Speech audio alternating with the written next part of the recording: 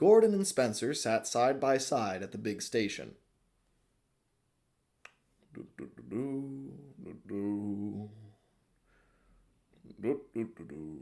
20 wheels is the best number of wheels. What? 20 wheels, Gordon, that's the best number of wheels an engine can have. Did I even ask you? Well, no, but I could see it in your eyes. You clearly thought that your number was best. My number? Spencer, we have the same number of wheels. Oh, dear. Has no one told you? So you're telling me they just hitched that thing to you 40 years ago, and no one told you? Gordon had forgotten that he had had a Fowler tender for the last 40 years, which of course only has 6 wheels. Spencer was utterly oozing with pride with his 8-wheel tender, with a corridor through the middle. I have an 8-wheel tender with a corridor through the middle, he said, being rather redundant. Spencer, I do not need a corridor tender. I don't do non-stop runs between London and Edinburgh, much as I wish I would. Well, I have done plenty of them in my day before I retired in luxury, and then what came to our little island? You seem to hate it here, and yet you are constantly coming over here. What is that about?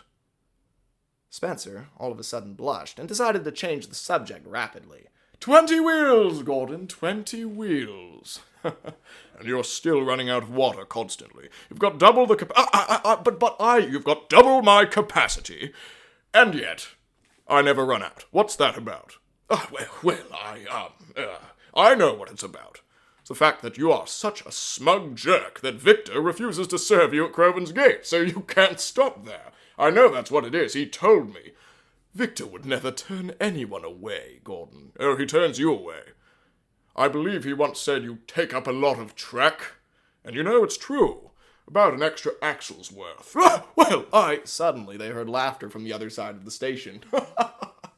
All right, I must say, I don't usually like to indulge Gordon's shenanigans, but that was good. Thank you, Duck. See? He understands something. Understands something.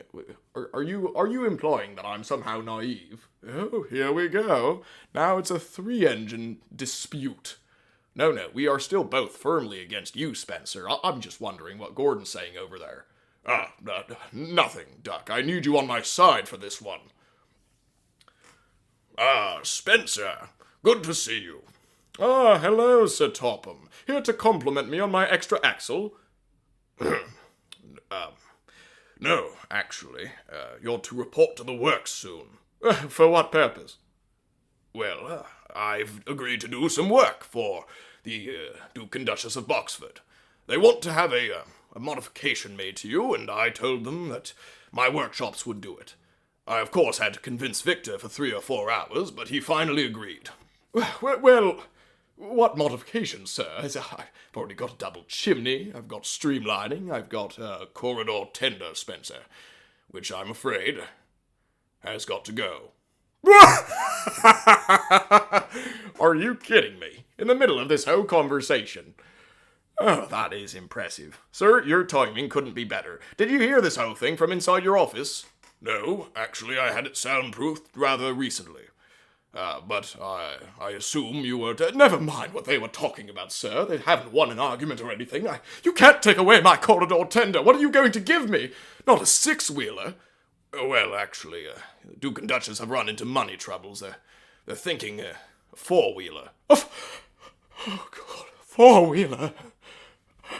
I can't even... So you'll have fewer wheels than me, is that it? I can't! I won't! Well then, Spencer, you'd better get going. The works is waiting for you. And he ran off miserably. Both Gordon and Duck guffawed. Oh, that's pretty good. But, sir, that 4-wheeler, do we even have any 4-wheel tenders? No, of course not. He's going in for routine maintenance. Wait, so do you really think I'd soundproof my office? Of course not. I need to hear what tomfoolery's going on out here. I mean, for God's sake, half the time the only reason I know anything's wrong is because I've heard a crash or a bunch of whistles. I suppose that makes sense. Well then, sir, I am impressed.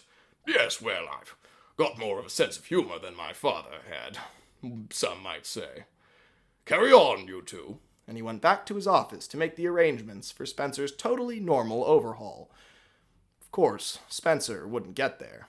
He had forgot to take on water in his fright, and had run out on Gordon's Hill.